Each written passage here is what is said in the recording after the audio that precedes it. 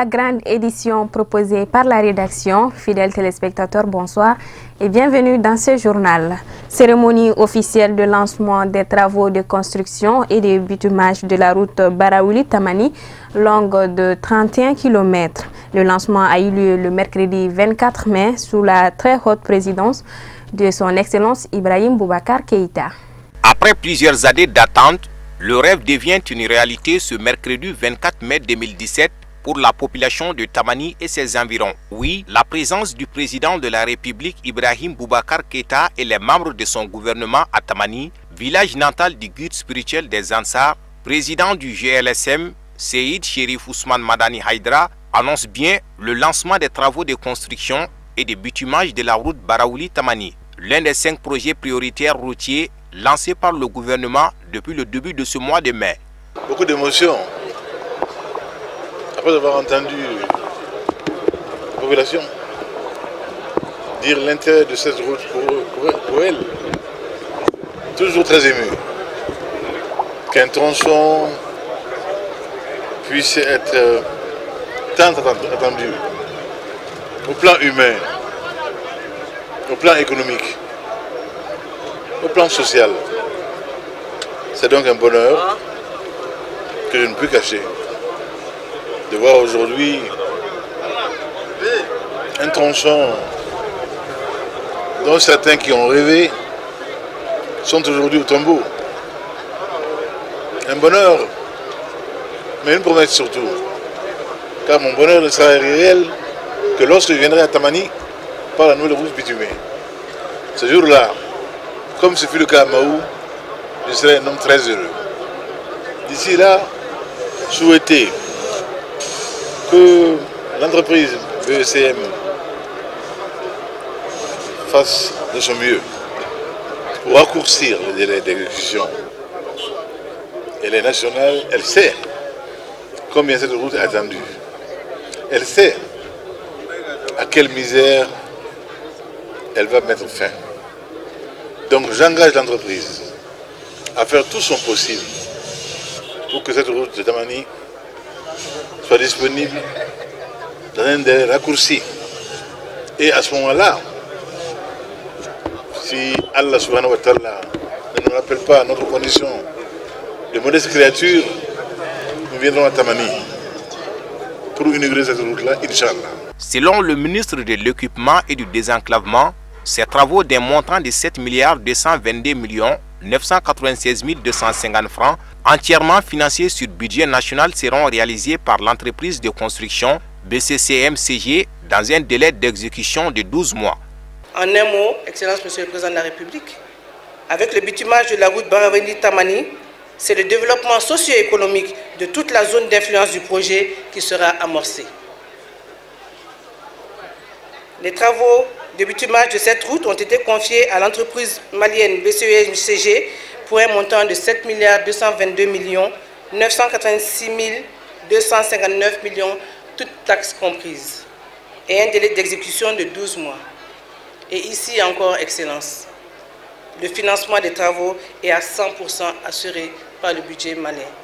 Excellence, Monsieur le Président de la République, votre présence aujourd'hui à Tamani est en elle-même un motif de satisfaction et un symbole on ne peut plus marquant d'une promesse tenue. Elle n'en demeure pas moins le signe éloquent de la poursuite du processus du désenclavement de la région de Ségou. En plus de la délégation présidentielle, plusieurs autres personnalités ont pris part à cette cérémonie, notamment le guide spirituel des Ansar, les préfets et sous-préfets, ainsi que les élus du cercle de Baraouli. Une route tant entendue par la localité, nous pouvons dire que c'est l'aboutissement d'une vieille requête des populations de notre localité. Et celui qui vient de se faire à Tamani a réjoui les populations de cette localité et permettra de déclencher pas mal de développement, dont le premier passe d'abord par les liaisons entre les localités et entre les hommes pour le transport des populations, des productions et la commercialisation des produits.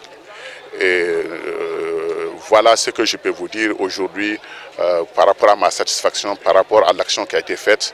Et je le répète, Cette action est une action que nous saluons aujourd'hui parce que c'est le président de la République de tous les Maliens qui est à mesure de faire de tels travaux et il l'a fait et ça devait se faire parce que les populations en avaient besoin et l'État est en mesure de le faire. Rappelons qu'après la cérémonie, le président de la République a rendu une visite de courtoisie à la mère du guide, Bassitan Traoré, la sage. Après les résidences de San et de Pessoba, le guide spirituel des Ansar, Seyd Chérif Ousmane Madane Haïdara, a procédé à l'inauguration de sa résidence de Fana dans le cercle de Douala pour un coût global de 83 714 400 francs CFA. Cette résidence est offerte par la section Ansardine de Fana.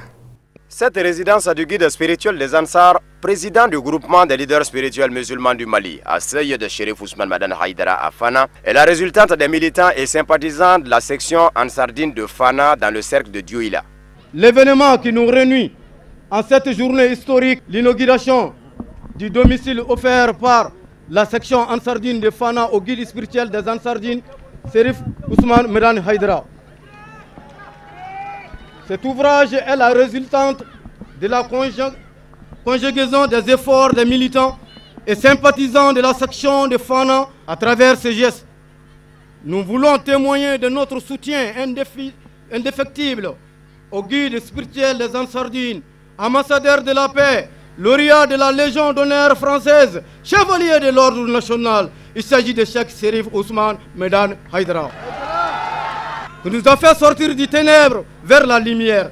Bâti sur une superficie de 380,55 m², sur une parcelle de 900 m², ce bâtiment compte plusieurs compartiments pour un montant global de 83 714 500 francs CFA. L'édifice en question est bâti sur une superficie de 380,52 m² sur une parcelle de 900 m². Le bâtiment est de type R+1. Au rez-de-chaussée, nous avons 4 chambres, un salon, 2 toilettes, un magasin et une terrasse. À l'étage, nous avons 2 chambres, un salon privé, un hangar et 2 toilettes. En annexe, 2 chambres, 3 toilettes, un puits, un bassin pour ablution, l'aménagement complet de la cour avec du pavé. Le coût de la réalisation de ces travaux s'élève à 83 714 500 francs CFA. Rappelons que la section de Fana est composée de 7 sous-sections, dont 53 comités pour 753 militants. L'université d'été de l'Institut de responsabilité sociétale des entreprises a ouvert ses portes le mercredi dernier au Radisson Blu. Pendant 3 jours, les participants ont été formés sur l'élaboration de plans d'affaires. Dans le souci de l'insertion de ces étudiants, l'Institut de responsabilité sociétale des entreprises a organisé cette session de formation qui a pour cible les jeunes. Pour cette 2e édition, 29 étudiants seront donc formés à monter un projet et aussi élaborer un plan d'affaires. Cette conférence a lieu à partir d'un constat, c'est que de façon générale, il faut que les gens comprennent que le diplôme est une présomption de compétence, qui ne veut rien dire a priori. Et qu'est-ce qu'on constate? On constate que les jeunes, après les formations académiques, restent dans la nature, errer ça et là, sans pouvoir monnayer leur talent.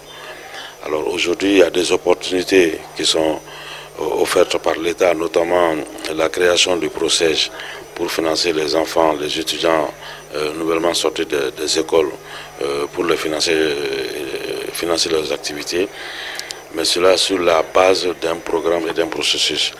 Et maintenant, ce programme processus part d'abord de l'élaboration de certains outils qu'on appelle le plan d'affaires ou business plan. Et malheureusement, il se trouve que ces étudiants ont très peu de compétences dans le domaine. Donc, quand on a fait le constat, on estime que dans un pays, tout le monde peut aider le pays pour son développement. Thème de cette formation de 3 jours, élaboration de plans d'affaires. Je pense que c'est très nécessaire et efficace dans notre formation parce que déjà à l'école, on nous apprend les outils de base, mais on ne nous apprend pas comment développer des projets. Parce que déjà le diplôme, c'est pas tout. Il faudrait des techniques sur le marché même et sur la réalité, sur de vraies bases. afin de savoir comment réussir dans la vie, on dirait. C'est une rencontre vraiment importante pour nous. C'est une opportunité que nous saisissons, nous. Parce qu'au-delà, le thème nous concerne, parce que vous savez que nous avons lancé une compétition de plans d'affaires. Et nous, notre compétition est lancée depuis le 11 juin, qui va clôturer le 25 juin. C'est des opportunités que nous offrons aujourd'hui. Ceux qui sont dans cette formation pourront allègrement aller sur notre site, s'inscrire comme tout le monde, et cette inscription est gratuite. Cette université d'été est donc une opportunité pour lutter contre le chômage. Cérémonie de remise de médailles de chevalier de l'Ordre national et du mérite au ministère des Affaires religieuses et du culte. Objectif, récompenser les leaders religieux qui se sont distingués par leur détermination et leur engagement pour un islam authentique et un Mali paisible. Au nom du président de la République et en vertu des pouvoirs qui nous sont conférés, nous vous faisons chevalier de l'Ordre national du Mali. Cette cérémonie de décoration, une occasion pour le président de la République du Mali, à travers le ministre en charge des Affaires religieuses et du culte, de remercier et d'encourager les récipiendaires pour les efforts consentis pour leur patrie. Des médailles de chevalier de l'Ordre national et du mérite national avec effigie abeille ont été décernées à plusieurs leaders religieux, imams et prêcheurs. Il s'agissait de procéder à une remise de décoration aux responsables du monde culturel, toutes confessions confondues. Alors, je pense que vous aviez été témoin de cette joie sur le visage. Et je crois qu'il faut le reconnaître, encore pour une fois. Avec le président de la République, son Excellence Ibrahim Boubacar Keïta, le monde religieux se sent considéré. Et je crois que c'était encore une des preuves de cela. Et avec eux, on leur a demandé ceux pour lesquels ils ont été choisis pour mériter ces médailles, qui continuent dans ces bonnes œuvres, et de plus aussi qu'ils fassent des bénédictions pour le pays, pour le président de la République, afin que de plus en plus nous nous comprenions, afin que de plus en plus nous nous pardonnions et que nous ayons plus d'amour pour ce pays et que les religions s'aiment et s'entraident. Les heureux récipiendaires ont remercié le chef de l'État et le département en charge des affaires religieuses pour ces gestes de reconnaissance à leur endroit. Aujourd'hui, cet après-midi, c'est la décoration au niveau du ministère des Affaires religieuses pour les leaders religieux dans toutes les convictions, qui est musulmans et chrétiens aujourd'hui. On est à la ministère religieux pour ça. Bon, alhamdoulilah, Rabbil Alamina, je suis très content. Je remercie le bon Dieu d'abord et puis je remercie nos grands-parents. Et puis je remercie cette décoration et revient à notre président qui est Cheikh Ousmane Manana Aidara, qui est le président du groupement leader religieux soutien musulman du Mali. C'est à travers des actes que le groupement les leaders religieux ont fait au niveau du Mali que nous on a pu obtenir cette décoration aujourd'hui. Donc on remercie par rapport à notre leader d'abord en première position qui est Cheikh Ousmane Manana Aidara.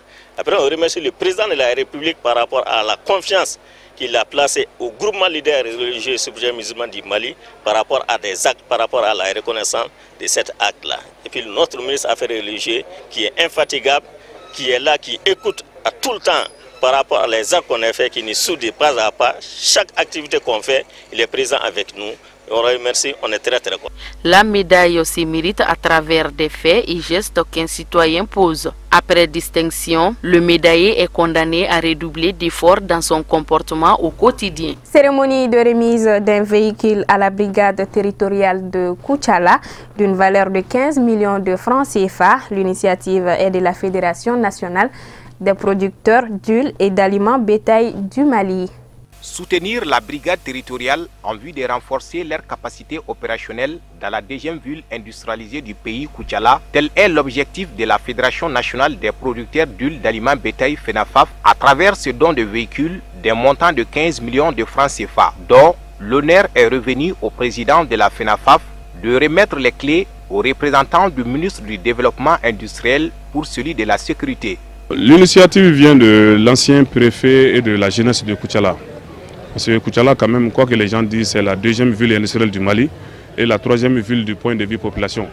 Donc la situation sécuritaire quand même posait problème à Koutchala.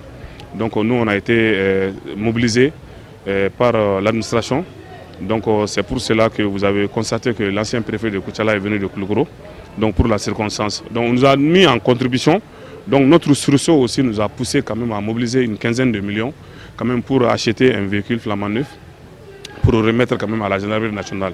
Et la situation sécuritaire l'exige. Le Mali aujourd'hui est dans une situation qui a fait qu'à peu près il y a 12 000 Onusiens qui vivent en République du Mali aujourd'hui pour renforcer, pour aider le Mali quand même à sortir quand même de cette situation. Les heureux bénéficiaires du jour ont salué à sa juste valeur ce geste hautement patriotique rare venant des particuliers. Aujourd'hui, 20 mai, reste une date historique pour moi. Parce que par ce geste de la FENAFAB, ces huiliers de Koutiala ont montré à suffisance l'intérêt qu'ils accordent à la sécurité de leur population. Car octroyer un véhicule de ce montant à un service de l'État est rare.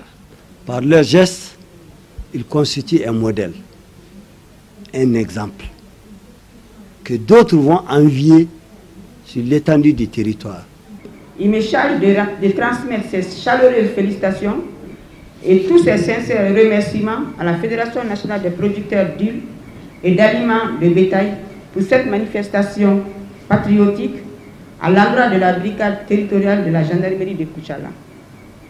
Par ce geste, la Fédération nationale des producteurs d'huile et d'aliments de bétail démontre à suffisance que le problème récurrent de l'insécurité est l'affaire de tous et qu'à ce titre, il ne faut pas tout laisser à l'État seul.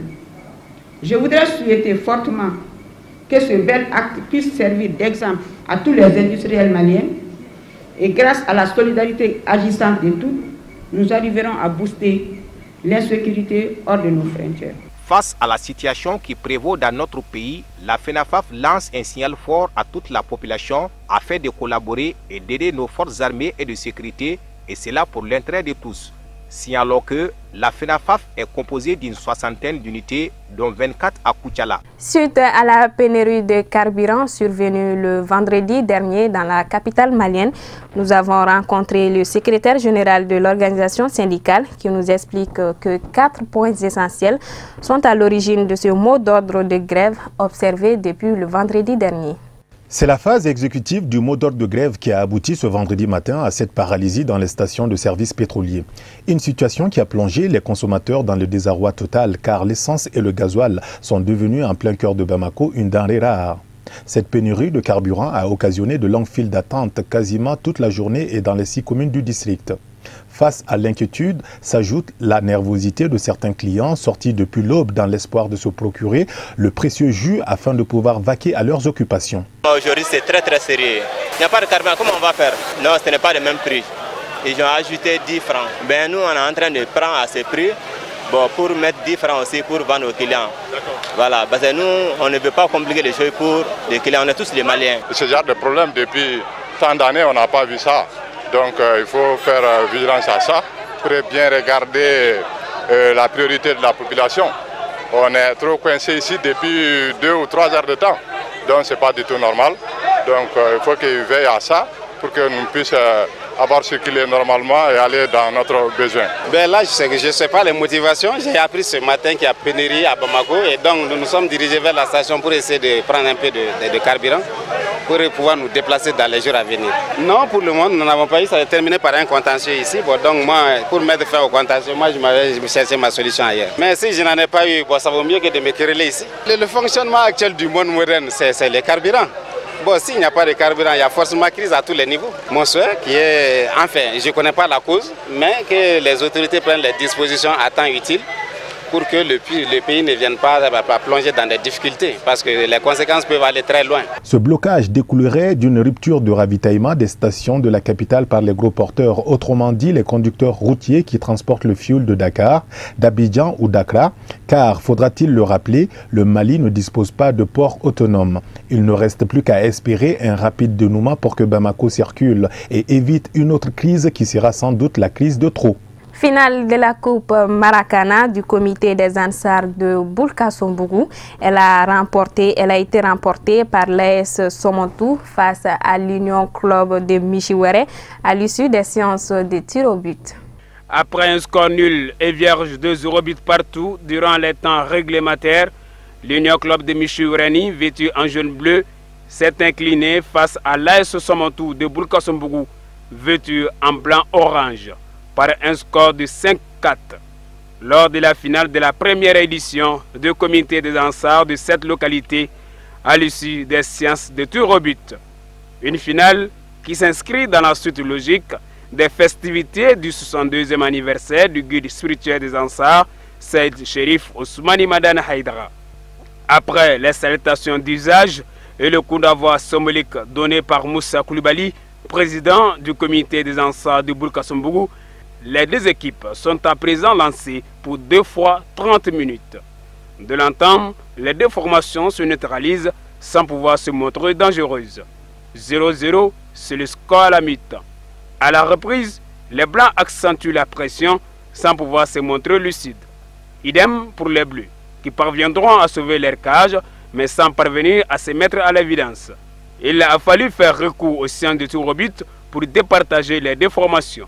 C'est à l'issue de cette séance que l'AS Somoto remporte le sacre par un score de 5-4. C'est à l'occasion des festivités de l'anniversaire de notre guide spirituel à Saïd Chérif Ousmane Madane Haïdara. À cette occasion, le comité de Boulkasombougou a essayé d'organiser un match de football en séance directe. Avant ça, il y avait des Walanda, dont notre maître de cérémonie, M. Sarboua Menta, qui avait organisé pour ces femmes-là. Donc c'est à cette occasion-là que nous avons organisé ces cérémonies-là. Sinon, ce n'est pas autre chose. Le football-là, c'est un facteur d'union, c'est un facteur de fraternité aussi. Donc nous avons créé cette initiative-là afin que le comité soit connu par tous les Boulkasombougou, afin que les gens puissent nous adhérer, quoi. Donc c'est cette occasion-là que nous avons organisé cette cérémonie. En Sardine, déjà, je dirais que ce n'est plus uniquement le côté religieux, ils sont dans d'autres domaines, la santé, le sport, un peu partout, dans tous les domaines. Surtout ce qui est à saluer personnellement, ça c'est par rapport à leur implication dans la construction de la paix dans notre pays. Je dis aujourd'hui, vraiment, en Sardine joue pleinement son rôle. Donc vraiment, joyeux anniversaire à leur guide spirituel et que Dieu puisse lui donner longue vie encore pour ses entreprises dans ce même domaine, à savoir guider les fidèles dans le bon sens, sur le droit chemin, et puis aider le pays, enfin pour qu'on puisse avoir une paix durable. Cette finale a été meublée par une exposée religieuse réalisée par les élèves du projet Salbia Menta. Les joueurs, aussi bien que leurs organisateurs, ont tous ensemble souhaité joyeux anniversaire au guide spirituel des Ansars. Fin de cette édition, merci de l'avoir suivi. Le programme continue sur Chérif la télévision.